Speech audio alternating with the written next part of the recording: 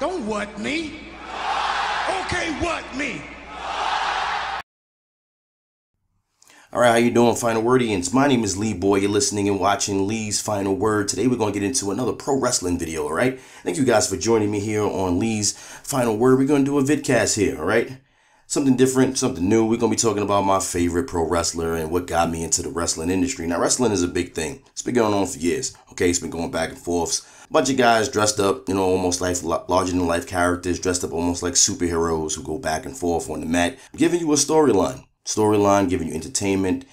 Basically, some people call it or describe it as a male soap opera, which it pretty much is. It's no different than you watching Days of Our Lives and Young and the Restless, okay?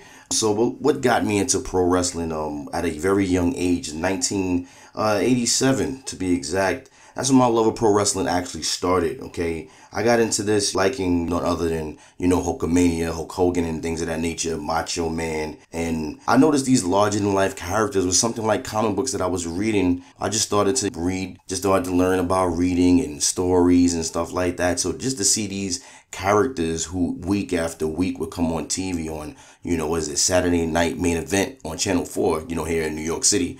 It was a different change of pace. You would see these characters that was something like I was reading with Spider-Man, Thor, Flash, Batman, Superman, all of those other great characters. But these guys were wrestlers. These guys got in the ring. Some wore masks. Some wore these ridiculously costumes. And it was great to see this week after week. I remember was when they had the Mega Powers. If you guys don't know that was Macho Man and Hulk Hogan coming to team together to form the Mega Powers. And the Mega Powers was something that was huge in wrestling.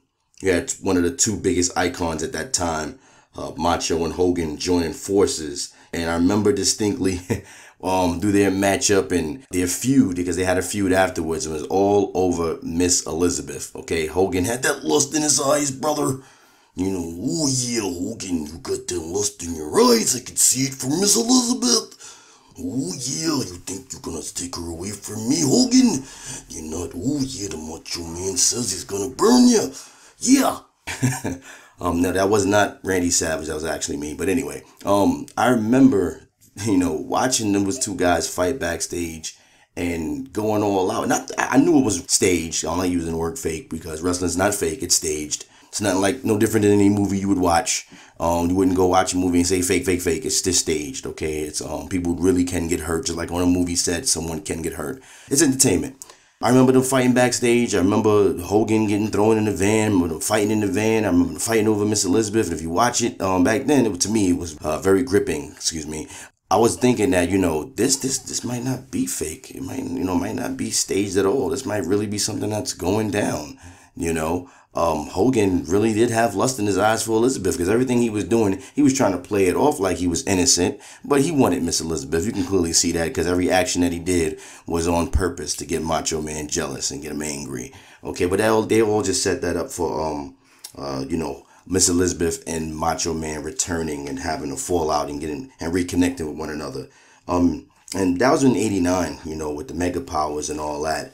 Another classic storyline is with Marty Jannetty and Shawn Michaels. Now, Shawn Michaels at this time was tagged up with Marty Jannetty, and they went on a barbershop show with Brutus the Barber Beefcake, and Shawn Michaels was there with Marty Jannetty, and Marty Jannetty went to make sure, are we still a tag team? Shawn Michaels was trying to reassure him everything was all right. Then out of nowhere, pow, a super kick, okay? And then he shoved him through the plate glass that was behind him, the plexiglass, whatever you want to call it, and man, that was talked about so much at school when I went back to school on Monday. It was like that was the thing that everyone was talking about. That super kick that Shawn Michaels gave Marty Jannetty. Oh man, it was crazy.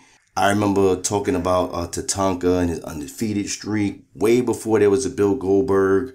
Before Bill Goldberg had his undefeated streak in WCW, there was a guy named Tatanka who was going around beating everybody, and he was undefeated. It's like he could not lose. He could not lose.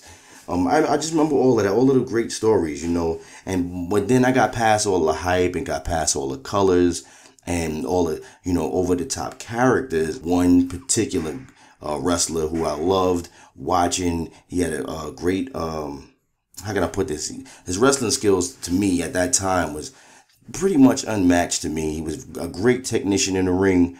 from none other than that man from Calgary, Alberta, Canada. The best there is, the best there was, and the best there ever will be, Bret the Hitman Hart. You know, he wasn't the biggest guy, you know. He used to fight with Shawn, Mr. Perfect, just to name, you know, among the other guys I would watch. He was a great technical wrestlers, you know. And it wasn't until around the time of 1993 when Raw debuted and it was on cable, you know. It was a struggle fest where I'm from. So I didn't have cable like that to sit there and keep up with what was going on Raw. And little by little, as weeks were going on and months passed, superstars and main events that used to come on Saturdays, it started to dwindle. They really started to dwindle. It really started to go down, and they really didn't promote a lot of heavy superstars, because a lot of the main superstars started really wrestling on Raw, which I didn't have cable to even check out.